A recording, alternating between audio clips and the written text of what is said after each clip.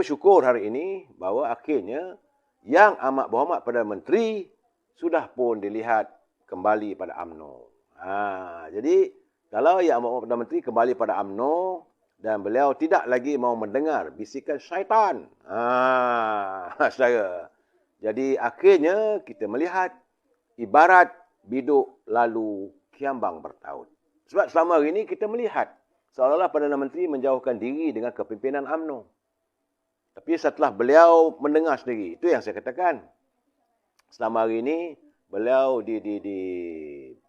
pemikirannya bukan terganggu, tetapi orang keliling kelalang ni memberi gambaran yang salah. Bagaimana Yang Amat Berhormat Perdana Menteri berusaha untuk menangani, sebab dia pun sedar kehadiran beliau di anjung kuasa di Sri Perdana sebagai Perdana Menteri adalah disebabkan oleh sokongan daripada PAS dengan PBM. Tetapi rupanya, saya yakin bahawa beliau sudah sedar. Semua ini hanyalah falasi ataupun lakonan semata-mata. Tidak ada keikhlasan. Saudara, ini jelas berlaku.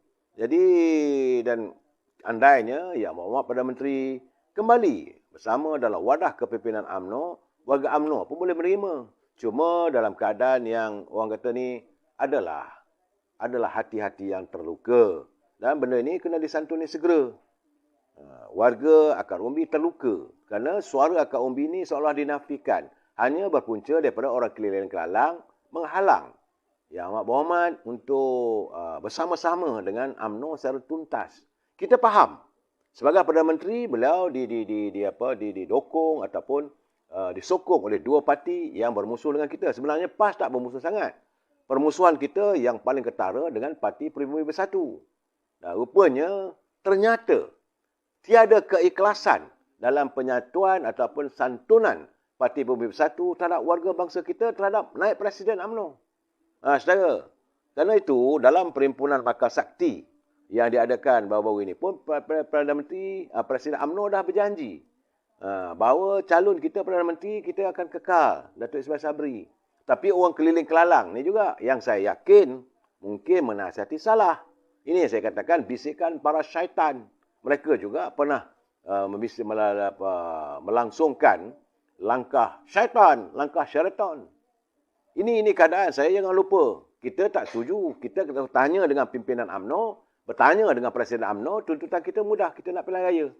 Daripada sejak berlakunya langkah syaitan ni, saya nak bagi tahu pada teman-teman daripada Parti Keadilan. Kita sebenarnya kita bukan nak sangat ini ada dalam kerajaan yang dalam scheme of thing unjuran Tan Sri Muhyiddin sebab kita tahu. Tetapi ada juga kalangan beberapa orang yang bersetuju. Sebab itu jangan tuduh UMNO mendominasikan, UMNO menyokong langkah syaitan itu. Kita tak bersetuju. Tuntutan UMNO, Presiden UMNO, timbalan Presiden UMNO, pimpinan tertinggi UMNO. Kecuali lah mereka yang dilantik sebagai menteri dalam scheme of thing. Itu soal lain lah. Tapi akar umbi pun kita tak mahu. Kita nakkan pilihan raya. Tapi kerana waktu itu ada sebab-sebab yang lain, okeylah kita terima sajalah. Cuma yang kita menghairankan apabila Tan Sri Muhyiddin mengambil keputusan melantik menteri-menteri dalam kabinetnya daripada kalangan UMNO.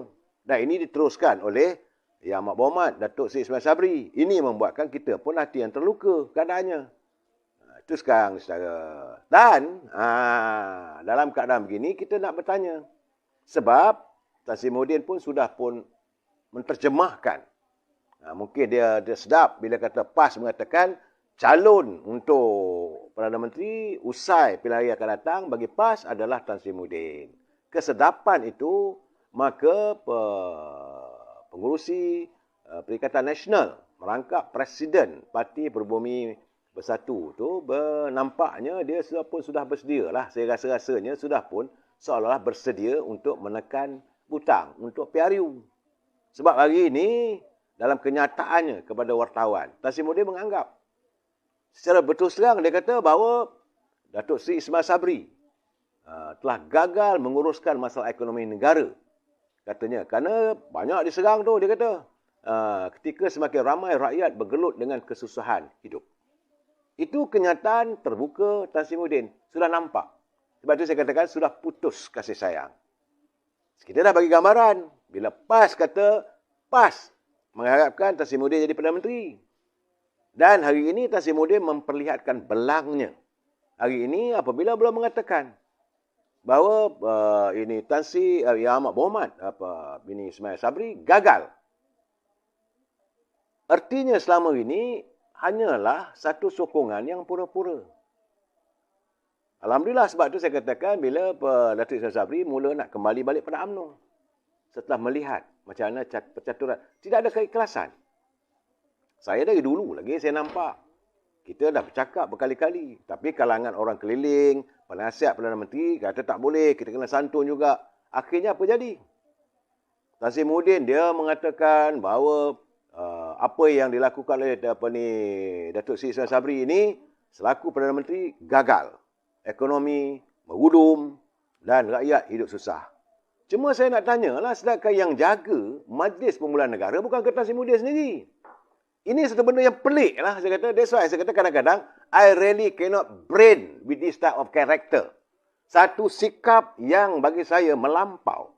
Begitu ikhlas Datuk Ismail Sabri mengulur tangan, nak lantik dia sebagai pengurusi Majlis Pemulihan Negara. Bukan jawatan kecil-kecil yang bertaraf menteri. Tapi hari ini dia kata masalah ekonomi ini gagal kerana Perdana Menteri. Ini masalah ni saya. Sedangkan yang jaga ekonominya bukan orang daripada UMNO. Menteri yang jaga ekonomi Mustafa Muhammad. Betul, DNA dia UMNO. Tapi dia melompat menyertai Parti Peribumi.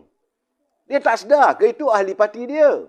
Yang jaga Menteri Penerangan Luar Negeri yang dikatakan boleh berkemampuan menarik pelabur-pelabur dari luar. Azmin Ali. Itu daripada Parti PBM. Tiba-tiba sekarang terus blame Perdana Menteri. Ini yang saya katakan tadi. Saya katakan dulu lagi. Bila sampai masanya, kita akan memapah balik Datuk Seri Ismail Sabri sebagai anak Presiden. Kita tak akan izinkan dia diserang begitu sekali. Sebab kerajaan hari ini dalam kabinetnya adalah orang-orang daripada PBM. Adanya ahli-ahli daripada wakil rakyat daripada PAS. Benar, ada juga daripada UMNO. Tapi UMNO cuma dapat kementerian yang saya katakan cap ayam. Tengku Zafrul sebagai Menteri Kewangan itu adalah lantikan daripada Tan Sri Muhyiddin. Boleh dikatakan keseluruhan menteri-menteri era Perikatan Nasional juga datang daripada menteri-menteri waktu Tan Sri Muhyiddin jadi Perdana Menteri. Dan ini merupakan tak tahulah mungkin prasyarat dia kata mesti Datuk Ismail Sabri kena lantik orang lain balik. Dalam keadaan terpaksa, Datuk Ismail Sabri pun satu hal juga nak ikut cakap dia buat apa. Sepatutnya lepas saja angkat sumpah, put aside. Sebab ini, you punya regime, ini masa you rule the country. Tapi sebab nak menyantun sangat, akhirnya apa jadi? Dan bila dia kata bahawa negara susah, ekonomi merosot, put the blame to Perdana Menteri. Saya minta Perdana Menteri betul serang kali ini, minta supaya Tan Sri Muhyiddin Yassin jelaskan apa jadi dengan 600 bilion waktu Kerajaan Perikatan Nasional. Ini perlu dijawab. Benar ke digunakan duit itu? Kalau benarkah itu duit daripada negara? Diperincikan. Tak payah lagi lah. Sebab bila dia mengatakan Datuk Ismail Sabri gagal menguruskan ekonomi negara. Ini saya baca dalam tulisan Tuan Carlos pun mencatatkan.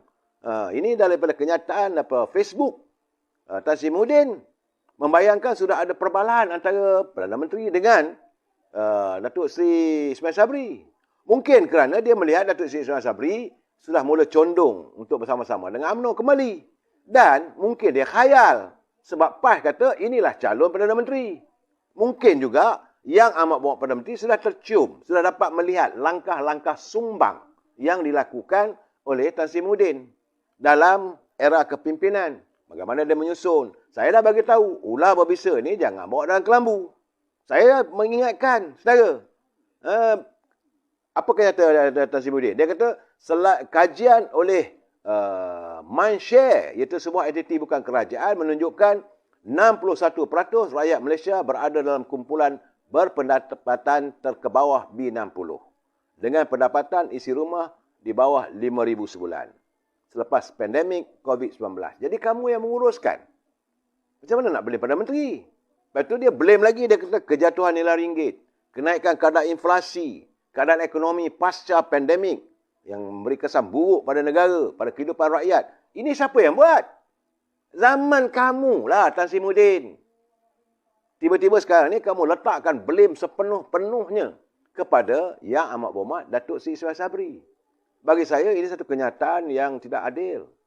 Beliau tidak bersikap jujur dalam melantuni persahabatan. Datuk Ismail Sabri menghadapi masalah dengan kita warga UMNO. Yang kita melihat seolah-olah dia tak dengar cakap kita. Dia lebih banyak mirip kepada permintaan dan kehendak Tan Sri Muhyiddin. Malahan macam mana yang dilontarkan oleh Datuk Lokman Adam. Seolah adanya perjanjian antara secara peribadi, bukan secara parti, antara Tan Sri Muhyiddin melalui PBM atau Perikatan Nasional dengan Yang Amat Berhormat Datuk Ismail Sabri. Kesanggupan beliau. Waktu Datuk Tan Sri Muhyiddin dalam keadaan tercungap-cungap, Datuk Ismail Sabri cuba mempertahankannya. Itu ketika beliau menjadi timbalan Perdana Menteri. Saat Tan Sri Muhyiddin jadi Perdana Menteri, UMNO dah nak tarik sokongan. Datuk Ismail Sabri kata, no. Masih lagi ahli-ahli parlimen daripada UMNO ini mempertahankan lebih kurang 16 orang. Bersama-sama dengan Perdana Menteri. Jangan lupa, begitulah ikhlasnya Perdana Menteri. Tapi keikhlasan inilah balasannya. Akhirnya, Datuk Seri Ismail Sabri yang dicerca. Dan saya melihat retinya sekarang ni, bila Perdana Menteri sudah pun menjawab. Setelah disindir oleh Tan Sri Muhyiddin, Perdana Menteri pagi tadi kata jika benarlah tuduhan kerajaan itu gagal menguruskan ekonomi seperti yang didakwa oleh ahli parlimen dari Paguh, sebab katanya beliau juga turut menyumbang kepada situasi tersebut. Dia bercakap dengan media di Putrajaya, Datuk Ismail Sabri mengingatkan bahawa dalam kabinet sekarang ada beberapa pemimpin bersatu turut mengatakannya tugas menangani ekonomi bukanlah terletak pada baunya seorang. Sebaliknya, turut dikongsi ramai menteri.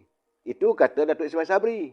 Seorang daripada mereka, menurut Naib Presiden itu, ialah Ahli Parlimen Bersatu, Datuk Mustafa Muhammad. Juga Ahli Parlimen Jeli. Dia jaga ekonomi. Ketika ini, Datuk Mustafa Muhammad bertanggungjawab sebagai Menteri Jabatan Perdana Menteri dengan pengkhususan bidang hak ehwal ekonomi. Dan sekarang ni nak kata Datuk Ismail Sabri pula yang gagal. Sedangkan Majlis Pemulihan Negara di tangan Tan Sri Muhyiddin. Ni saya tengok sekarang ni dah mula berbalah. Lepas tu bila ditanya oleh wartawan, Datuk Ismail Sabri pun dia kata dia pun tak tahu. Dia tak tahu kenapa Tan Sri Muhyiddin boleh mengeluarkan kenyataan begitu. Bagi saya mudah. Kerana dia dah seronok. Pas kata calon Perdana Menteri. Jadi pada dia, Datuk Ismail Sabri is nothing. You are nothing. You are my ex-Deputy Prime Minister. Now, it's time for me, lepas pilihan raya ni, I jadi Perdana Menteri. So, you jangan nak tunjuk sombong. Itu maksudnya saya kata, sebab itu dia menyalahkan Datuk Ismail Sabri sebagai gagal. Itulah keadaan, saudara. Artinya, putus sudah kasih sayang. Saya nampak bahawa Datuk Ismail Sabri harus kembali segera. Jangan toleh-toleh belakang lagi. Buat macam Presiden UMNO. Walaupun hari Sabtu ada pertemuan diadakan antara beliau dengan Presiden PAS. Tapi ketetapan UMNO jelas. Kita dengar apa kata ahli akar umbi. Akar umbi kata putuslah.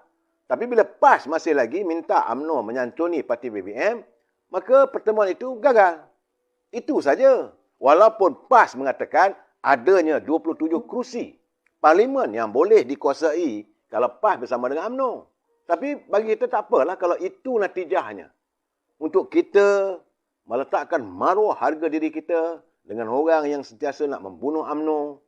Kita nak bersedia bersama dengan pembelit-pembelit ini. Cukuplah. Saya berterima kasih dengan Presiden UMNO yang kental